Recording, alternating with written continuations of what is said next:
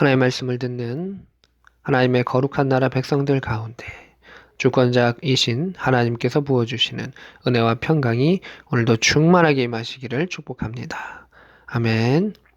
오늘 말씀은 에베소서 6장 21절부터 말씀을 보겠습니다. 오늘 본 말씀은 에베소서 가운데 바울이 끝인사를 합니다. 이 편지 형식이기 때문에 바울이 이제 인사를 하게 되는데 대부분 이제 공통된 특징들이 많이 있습니다. 21절입니다.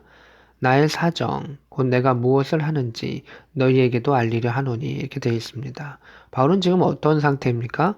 옥에 갇혀 있는 상태입니다. 그러니까 재택구금 정도 생각하시면 되겠습니다. 뭐 집근처를 조금 다닐 수는 있으나 재택구금에 그런 옥에 갇혀 있는 상태다라고 생각할 수 있습니다. 물론 이제 전반기 때는 전반기 옥에 갇혔을 때는 이렇게 했었고 바울의 인생의 후반기 이제 다시금 옥에 갇혔을 때는 그때는 좀 더 색깔이 아주 짙어지고 어두워지고 또 죽음의 그림자가 그려져 있는데 여기서는 아직 이제 죽음이라고 하는 것까지는 아니고 고난이라고 하는 것 정도는 요 안에 나타날 수 있다라고 하는 것을 볼 수가 있습니다. 나의 사정을 알리려 한다. 그래서 자신이 지금 옥에 갇혀 있는 그 형편들, 그리고 성도들이 걱정할 수 있는 상황들 가운데 자신의 형편을 이야기하면서 또 기도의 제목도 이야기해주고 또 하나님의 뜻을 쭉 설명해 주면서 서로 소통하고 소식을 전하는 그 모습을 보게 됩니다. 또한 사랑을 받은 형제요, 주 안에서 진실한 일꾼인 두기고가 모든 일을 너에게 알리리라 이렇게 되어 있습니다. 이게 두기고가 심부름을 받은 거고 명령을 받아가지고 이 에베소서를 가지고 이제 방문을 한 것이죠. 근데 두기고를 이렇게 소개합니다. 사랑을 받은 형제. 누구한테 사랑을 받았을까요? 먼저 하나님과 예수 그리스도에게 사랑을 받았겠죠. 또 하나 무엇을 받았을까요? 교회 공동체 가운데 사랑을 받았겠죠. 또 그의 스승이자 목자인 바울에게 사랑을 받은 형제, 그가 바로 두기고입니다. 그래서 사랑받는 사람이 교회에서 섬기고 봉사하게 됩니다. 그런데 그 사랑을, 하나님의 사랑은 대부분의 사람이 받죠. 근데 어떤 사람은 그것을 느끼는 사람이 있고 느끼지 못하는 사람이 있는데 두기고는 그것을 느꼈을 것입니다. 그래서 은혜에 매여서 하나님의 뜻대로 또 섬기는 일들을 행했던 것을 보게 됩니다. 또 하나는 주 안에서 진실한 일꾼이다 라고 두기고를 소개하고 있습니다. 에베소 가운데 많이 나타나는 단어 중에 하나는 주님 안에서, 또 다른 의미로는 주님과 함께 라고 할 수 있는데 주님과 동행하고 있고 주님의 말씀 안에서 진실되게 행하는 일꾼이다 라고 하는 것입니다. 이게 참 중요합니다. 일꾼은 자신이 하고 싶은 대로 하면 그 주인입니다. 근데 일꾼은 그가 명령받은 대로, 주께서 명령하신 대로 그 일들을 행했었는데 두기고는 그렇게 행했었고, 그리고 그 마음조차도 진실했다. 겉으로 드러나는 행위도 그 마음 속에 있는 그것도 모두가 진실한 동역자다. 그게 두기고다라고 말하고 있습니다. 22절에 우리 사정을 알리고 또 너희 마음을 위로하기 위하여 이렇게 말하고 있습니다. 사정을 알린다라고 하는 것입니다. 이게 목자와 성도들 가운데 또 성도들과 성도들 가운데 믿음의 소통이 참 중요한 겁니다. 지금 내가 이러한 어려움이 있다. 또는 내가 이러한 또 위기에 처해 있다. 또 내가 지금 괜찮다라고 하는 그런 소통이 참 필요합니다. 그래서 구체적으로 더 기도할 수 있는 것이죠. 부부 가운데서도 마찬가지고 또 우리의 부모의 자식 가운데 또 사랑하는 이들 가운데 목자와 성도들, 성도와 성도들 가운데서도 마찬가지죠.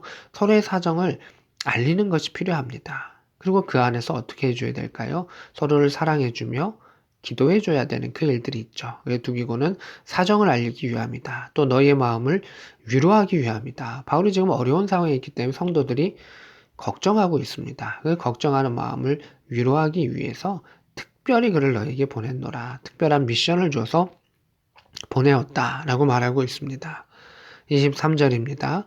아버지 하나님, 그리고 주 예수 그리스도께로부터 평안과 믿음을 겸비한 사랑이 형제들에게 있을지어다. 바울은 마지막에 이 은혜와 평강이라고 하는 그 축복의 말을 늘 하게 돼 있는데 여기서도 이제 그것이 나타나는데 조금 더 길게 쓰여졌던 것을 보게 됩니다. 평안은, 믿음은, 사랑은 이런 단어들이 다 나타나는데 무엇으로부터, 누구로부터? 하나님 아버지와 예수 그리스도로부터 오는 평안과 믿음과 사랑이 있어야 함을 이야기하고 있습니다. 우리 마음의 심령은 우리 마음의 심령의 평안은 어디로 옵니까?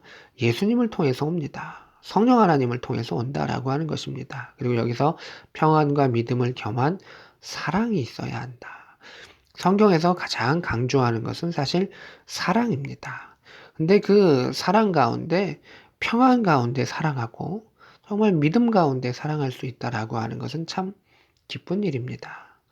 우리가 이런 이야기가 있죠. 사람은 믿는 존재가 아니고 사랑하는 존재다라고 하는 것은 그만큼 연약하게 넘어지기도 하고 그래서 우리는 그를 품고 사랑해야 한다라고 하는 이야기이기도 합니다. 그래서 우리가 서로를 믿음 안에서 신뢰하고 함께 나아갈 수 있는 동역자, 그리고 사랑의 요소를 갖고 있는 이가 얼마나 소중한가 볼 수가 있고, 평안이라고 하는 요소가 참 중요한데 그 마음이 흔들리지 아니하는 가운데 주님께 나아갈 수 있는 그러한 사랑, 평안한 가운데, 불안하지 아니한 가운데 신뢰할 수 있는 그 사랑이 형제들에게 있기를, 성도들에게 있기를 축복했던 것을 보게 됩니다.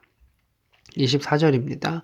우리 주 예수 그리스도를 변함없이 사랑하는 모든 자에게 은혜가 있을지어다. 여기서도 이제 사랑이 나오죠. 23절에서는 평안과 믿음을 겸한 그리스도로부터 나오는 사랑을 이야기했다면 여기서의 사랑은 무엇입니까?